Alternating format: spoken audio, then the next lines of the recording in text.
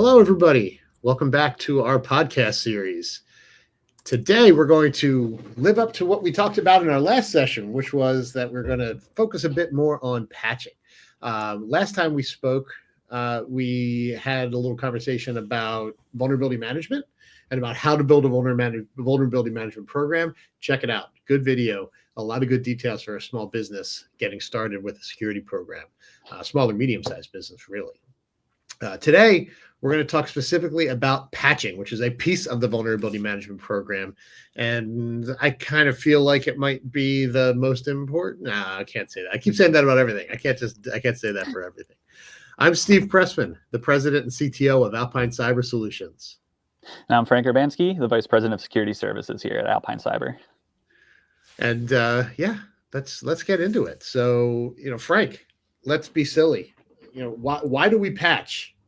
Why do we patch? Yeah, I mean, now more than ever, and then take that statement going forward into the future. The landscape is constantly evolving. There are attackers out there that are constantly targeting unpatched vulnerabilities and unpatched misconfigurations. Yeah, so all right, I forgot my caveat at the beginning here. We're going to try to keep it as low tech as possible. We don't want to alienate anybody. We want to make sure everybody feels included, and this is good information for that small business owner who doesn't know. But I think a lot of the things that we're going to talk about in this session, I think are going to be pretty self-explanatory. But we'll do our best to keep it to keep it there. So, Frank, let's talk about what are these vulnerabilities of which you speak. Yeah, a lot of what business does today revolves around, some sort of software or code, whether it's you using your laptop running Windows or Mac, that's code. Your firewall is running an operating system, it's code. Well, people develop that stuff. People make errors. There could be systemic issues that are built in from years ago that as you add new features, those bring up issues. The bad guys don't just come through that firewall anymore to hack your mainframe like you see in the movies. Usually they take advantage of a problem, right? Whether it's a website out there on the internet or a piece of software you're using inside. Usually it's something like that, and they worm their way in through a weakness that can be discovered. Yeah, and these vulnerabilities are there all the time, and it's the nature of the beast, right? Yeah, So, yeah. I think an old adage is, with infinite time and money, you can solve any problem. Same thing with any weakness and vulnerability out there. With infinite time and money, any attacker can figure out their way to break something. So if you're not constantly patching and figuring out a way to keep up with things, you're giving the attacker more time.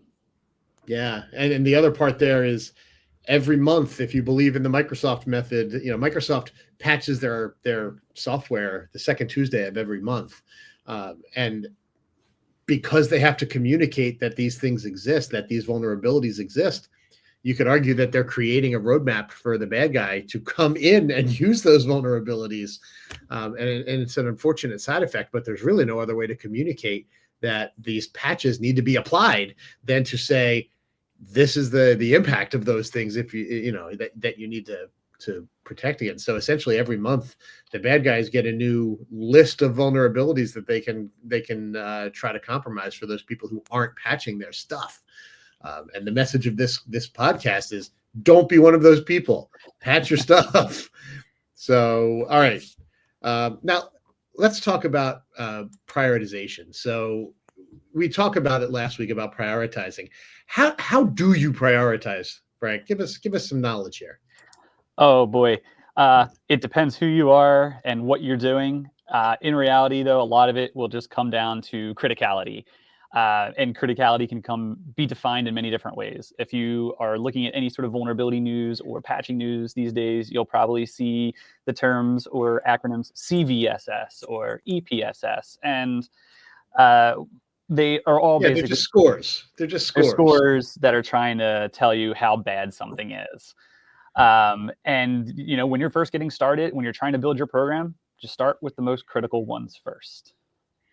Yeah, so it's funny because a couple of years ago, we started having conversations with customers of ours about how you get to a certain point and that's just not enough. Microsoft releases a patch that is critical. It's a 9 or a 10. Oh my God, it's the worst thing ever.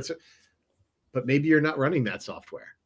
or maybe you're running it, but it's not accessible by anyone who's not inside the network, and that's something that you need to take the context into consideration when you look at these things as well. And a critical vulnerability that exists in a protected enclave isn't necessarily as critical as it once was.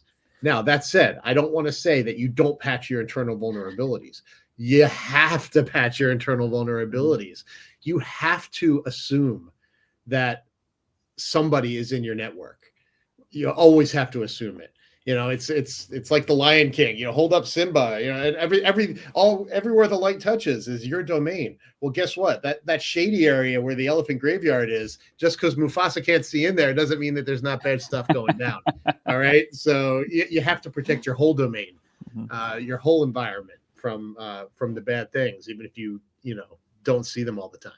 Yeah, and like Steve mentioned too, not just knowing who can see what from where, but when those vulnerability notices come out, a lot of times they come attached if these companies or groups know if they are actively being exploited in the wild. That should bump up your criticality, no matter what they say. Say, hey, I am using WordPress, and it is on the internet. Yeah, and that's the holy grail. Here is that. Or I guess it's not the holy grail. It's the perfect storm. There's software that I use, and it's internet facing, and there's a known exploit. Oh God, you got to do something. You have to deal with that. And that brings me to the next question. So, like, why does this prioritization matter? And really, the answer there is because you need to understand, when you're a small business owner, you don't always necessarily have the time to do all the things. But if you get a priority patch that comes in that is critical, that does impact you, that has an exploit in the wild, or any combination of those things, it's got to drive your actions. You have to go patch it. You can't just bury your head in the sand. Yeah, small business all the way through enterprise. Day one, you turn your computers on, you're going to have hundreds, if not thousands, of vulnerabilities. And saying patch everything is an impossible task. So you have to prioritize and determine what needs to be patched first. Yeah. So, all right, there's a great question. I run a small business. How am I supposed to know how often, how frequently that I should take out time from my busy day to go and do this work? How often should I be doing this, Frank? Yeah, I mean, we obviously will have some preconceptions of how often we think everyone should, but every business is different. What I would suggest, though, is picking some sort of model or score and kind of sticking to it, at least in the beginning, to get this program set up, whether it's the CVSS or EPSS, as I mentioned. You have your own custom way of figuring things out. As soon as things hit that critical level, that should be almost put on the brakes, go out and fix that stuff. Yeah, immediately. Yeah. The high severity patches are ones where you should probably get them done in the short term, next couple days to a week. Maybe you want to take a look to make sure you're not going to bring down production. But in general, you want to get those fixed. And then everything else, you kind of do it within a monthly cadence. You should at least have something on a monthly schedule. I'm going to be fixing X, and define what X is for you in that business, but define something. Yeah, and if you're thoughtful about it, like I said, Microsoft releases their patches every other Tuesday, or I'm sorry, the second Tuesday of every month. Boy, I was wrong on that. You have to, you can save yourself some time and headache by saying, okay, I'm a heavy Microsoft user. I use Windows, I use IIS, I use all these other Microsoft capabilities. I'm going to patch my stuff 3 days after Patch Tuesday, or whatever you feel is a good enough time. Obviously, you need to test. We'll talk about testing in a minute. So, all right, Frank, I can hear it now. I hear those small business owners saying, I don't want to prioritize this. I don't have time. I'm just going to turn on that Windows automatic updates and let it go to town. So, can I just automate it? So, I mean, to an extent, right? You turn on your Windows automatic Windows updates. Some software is automatic updating, and that's great. But the thing is, it doesn't cover everything that you're using. Not all of your pieces of software, maybe Adobe, Firefox, name any of the pieces of software you might be used to, have an auto update function. Maybe you don't remember to turn on auto update on some things that are facing the internet. So just saying, go out and patch all my things automatically works just as well as saying, hey, small business owner, you go out and patch all your things. Hey, Frank, that reminds me of something. I'm going to talk about something here that kind of sucks for our industry. Um, Patching, I remember back in the day, before people really understood, I had conversations with people where they're like, I don't patch because it can break things. Now, that's not an option today, because not patching is essentially letting time break things. You're going to let the bad guys in. So the risks of patching, and I'm going to use that unfortunate recent incident at CrowdStrike. So CrowdStrike, for those who don't know, I think most people know, but I'm just going to say it anyway. CrowdStrike released an automatic update to their software, and oops, it caused pretty much all the machines that it got to go into blue screen of death, to just not boot anymore. Major problem. Brought down airlines, brought down businesses. Anyone who was really Windows heavy who used CrowdStrike was impacted. It took down Azure, which is Microsoft's cloud solution, for a while. How do I square this circle, Frank? What do I do? I mean, you tell me to patch. It sounds to me like automatic patching might have some risks to it. No? Yeah. Yes, everything is weighing risk, Stephen. No, but in reality, you should make different groups. You have your general user population. Maybe you push patches to them, but then you have your business critical stuff. They're the ones you want to test. You have a test machine that you apply patches to, make sure everything's working before rolling it out to other machines. You just want to do it intelligently, making sure that you have, the best of both worlds, solving problems while not introducing different and more risks to your environment.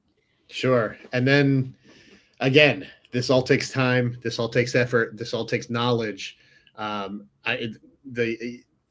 fact of the matter is, if you're a small business owner, you have to live by the adage that Frank and I have lived by for many years now, which is do what you do well and outsource the rest. If you're not proactively dealing with your vulnerabilities and patching them and building a good patching cycle, if you're not doing that, you need to outsource your patching.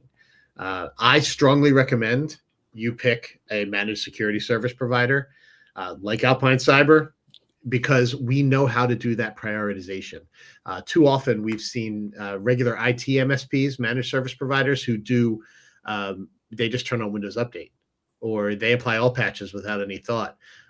You need an MSSP who knows how to triage, who knows how to prioritize, and knows how to help you get to the point where you're not taking down your systems, or you're at least reducing your risk of taking down your systems. So it's a jungle out there, especially if you go back to the Lion King. But anyway, so yeah, that's all we've got for today. Moral of the story, big takeaway: patch your stuff. I don't care what it takes.